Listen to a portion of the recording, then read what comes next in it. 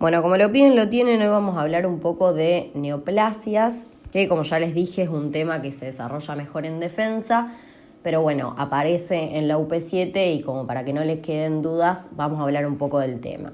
¿Cómo se define una neoplasia o un tumor? Se define como una masa anormal de tejido cuyo crecimiento supera al de los tejidos normales, que carece de objetivo, es decir, no es como el crecimiento de un tejido que previamente se lesionó y entonces para poder repararse ese tejido se regenera a partir del tejido adyacente, sino que este no tiene un objetivo, ataca al huésped y es prácticamente autónomo, es decir, no hay un estímulo que esté generando ese crecimiento como si, por ejemplo, en la regeneración de un tejido lesionado. La clasificación entre un tumor benigno y un tumor maligno está dada por distintas propiedades. Entre ellas tenemos la diferenciación o anaplasia, que es la magnitud en que las células neoplásicas se asemejan o no a la forma y la función de la célula del parénquima sano, del tejido que le dio origen a ese tumor o esa neoplasia, siendo células bien diferenciadas las que se parecen tanto en forma como en función a la del tejido que le dio origen, mientras que las células anaplásicas son las que difieren en forma y función de las células que le dieron origen. Por otro lado, también se tiene en cuenta la velocidad de crecimiento, el grado de invasión local y la posibilidad de generar metástasis. La metástasis es una diseminación a distancia del tumor que puede darse por vía linfática, que es la vía más común de diseminación, y que sigue un patrón que depende de las vías naturales de drenaje linfático del tejido u órgano afectado. También se puede producir por la vía hematógena, que es característica de los sarcomas, y por siembra directa de cavidades o superficies corporales. Entonces, ¿cuáles son las características de una neoplasia o un tumor benigno? Un tumor benigno es aquel que, si nosotros lo miramos, tanto macroscópica como microscópicamente, se parece al tejido sano, al tejido que le dio origen, y por ende tienen un aspecto relativamente inocente. Se caracterizan por estar constituido precisamente por células bien diferenciadas, con estructura y función similar a la del tejido sano que le dio origen, por tener un crecimiento lento y progresivo que le permite formar una cápsula que lo envuelve y lo delimita, haciendo que éste se quede localizado, que no invada ni infiltre el resto del tejido y que clínicamente sea fácil de identificar, de palpar y de desplazar, porque al no invadir o infiltrar el resto del tejido, el tumor es móvil y es factible de que se extirpe quirúrgicamente en su totalidad. Y obviamente si ni siquiera tiene una invasión o infiltración local, tampoco genera una diseminación a distancia, que es la metástasis. Por otro lado, los tumores o neoplasias malignas, que son las que determinan la generación de la enfermedad que es el cáncer, pueden estar constituidos tanto por células anaplásicas como células semidiferenciadas o células diferenciadas. Lo más frecuente es que estén constituidos por células anaplásicas y pleomorfas, es decir, que tienen una forma, un aspecto y una función distintas a las del tejido que les dio origen, y son los llamados tumores malignos indiferenciados, pero también puede que tengan algo de diferenciación o algo de similitud con el parénquima sano, conociéndose como tumores malignos semidiferenciados, o bien que estén constituidos por células muy similares a la del parénquima sano, conociéndose como tumores malignos diferenciados.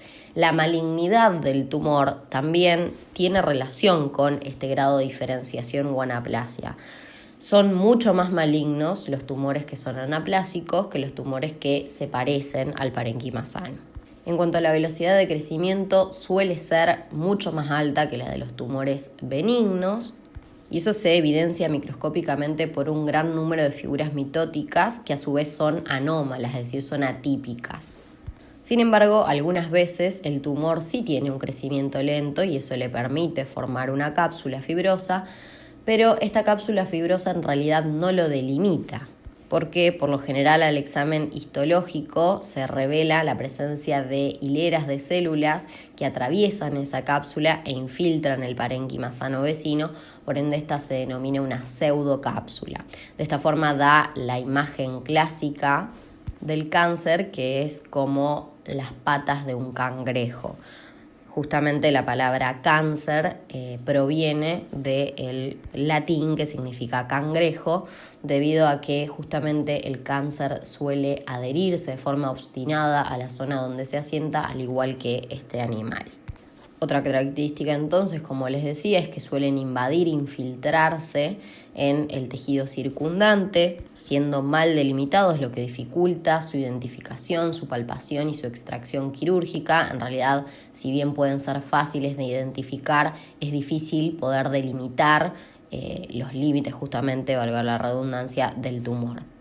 Y muchos de ellos también tienen la posibilidad de dar lugar a metástasis, es decir, de diseminarse a distancia por vía linfática, hematógena o siembra directa. En cuanto a la nomenclatura, es decir, el nombre que se le da a los distintos tumores, a los tumores benignos se los designa agregando el sufijo oma al nombre del tipo celular que le dio origen. Por ejemplo, un tumor benigno originado del tejido fibroso se denominará fibroma. Un tumor benigno originado en el tejido lipídico se denominará lipoma.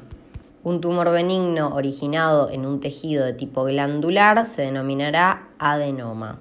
Y así pueden seguir buscando ejemplos. Obviamente existen ciertas excepciones. Por ejemplo, un linfoma, si bien termina en oma, no es un tumor benigno, sino que es un tumor maligno originado de células formadoras de sangre. Por otro lado, los tumores malignos son un poquito más difíciles de denominar. Aquellos que se originan de tejidos mesenquimáticos, como el tejido óseo, el tejido muscular, el tejido cartilaginoso, se denominan sarcomas. Por ejemplo, condrosarcoma, osteosarcoma, rhabdomiosarcoma. Por otro lado, los tumores malignos originados de células formadoras de sangre, como les decía, son excepciones y se denominan leucemias o linfomas, dependiendo si afectan más a la sangre y a la médula, como las leucemias, o a los ganglios linfáticos u órganos linfáticos secundarios, como los linfomas. Los tumores malignos originados de células epiteliales son los carcinomas, y existen dos tipos de carcinomas. Los carcinomas epidermoides, que son de células escamosas, es decir, de un epitelio simple plano, o los adenocarcinomas, que son de células epiteliales que adoptan un patrón glandular o que se originan en un epitelio glandular. Por ejemplo, un adenocarcinoma de colon, que se origina precisamente en la mucosa del colon. Un adenocarcinoma gástrico, que se origina precisamente en la mucosa del estómago. Por último, otras excepciones de la nomenclatura de los tumores malignos son los melanomas, que son tumores malignos originados de los melanocitos, los seminomas, que son tumores malignos originados de células germinales del testículo, y pueden encontrar también más ejemplos. Respecto de la morfología de las neoplasias, todos los tumores, ya sean benignos o malignos, presentan un parénquima que está constituido por la célula neoplásica en sí y un estroma, que se trata del tejido conjuntivo, los vasos sanguíneos y las células del sistema inmune adaptativo e innato que le dan un sostén a ese tejido parenquimatoso neoplásico. Este tejido le confiere la velocidad de crecimiento y la propagación al tumor, porque al igual que una célula normal, una célula neoplásica necesita de oxígeno y de nutrientes para poder seguir creciendo. Por ende necesita de vasos sanguíneos. En general, los tumores malignos tienen una gran vascularización y en algunos casos el crecimiento es tan acelerado que los vasos son escasos para el parénquima tumoral en sí y se encuentran algunas zonas de necrosis. Eso es clásico de los tumores malignos. Respecto del tejido conectivo que tengan, algunos tumores el tejido es escaso y por ende la neoplasia tiene una consistencia blanda y carnosa, mientras que en otros tienen una formación abundante de estroma colágeno que se denomina desmoplasia, y la neoplasia tiene una consistencia muy aumentada, incluso pueden llegar a una consistencia pétrea. Por lo general, los tumores benignos tienen una consistencia más blanda, similar a la del parénquima, mientras que los tumores malignos en general tienen una consistencia aumentada. Más que nada, si es pétrea, hay que sospechar de algo maligno. Respecto del proceso que lleva a la formación de la neoplasia, en este caso hablando de lo que son los tumores malignos, por eso se denomina carcinogenia o carcinogénesis, tenemos que decir que esta se desarrolla en etapas. Algo clave en la formación de una neoplasia es la alteración genética. No existe una neoplasia maligna sin alteración de su genoma, ya que esta alteración es el responsable, de su crecimiento anómalo. Entonces, como primer paso tenemos a la iniciación, que es la mutación o el daño permanente del ADN, que está dado por agentes carcinogénicos en general, pero también puede ser una mutación genética heredada. Porque como sabemos el cáncer es una enfermedad que es multifactorial y en la cual están involucrados factores tanto ambientales como genéticos. En este caso vamos a hablar un poco más de lo que es lo ambiental. Agentes carcinogénicos pueden ser radiaciones, virus oncogénicos o incluso distintas sustancias químicas. Estos agentes entonces generan un daño del ADN y se dice que esas células están iniciadas. Sobre estas células iniciadas actúan distintos factores de crecimiento que favorecen a la proliferación de estas células iniciadas, que es lo que se denomina promoción, y por último, ese clon de células neoplásicas puede progresar, expandirse e incluso diseminarse gracias a la angiogenia y a todo ese estroma que yo les decía del cual dependía el crecimiento del tumor. Ahora vamos a ver más en detalle cómo es el proceso de iniciación, de promoción y de progresión. Dentro de la iniciación, entonces, nosotros tenemos agentes carcinogénicos que ingresan a nuestro organismo y que pueden ser eliminados o bien permanecer en nuestro organismo. Una vez que permanecen, pueden actuar de forma directa o bien pueden necesitar ser metabolizados previamente para generar su acción. Si estos agentes entonces permanecen, se transforman en lo que se conoce como iniciadores, es decir, que son los responsables de la iniciación de la carcinogenia por medio de la mutación o el daño permanente del ADN. ¿Cómo es que se produce este daño del ADN? Los agentes carcinogénicos dan lugar a productos intermedios electrófilos, que son reactivos químicos atraídos hacia zonas ricas en electrones y que pueden reaccionar con los denominados nucleófilos, definidos como aquellos que reaccionan precisamente con los electrófilos a quienes le ceden electrones. ¿Quiénes son estos nucleófilos? El ADN, el ARN y las proteínas.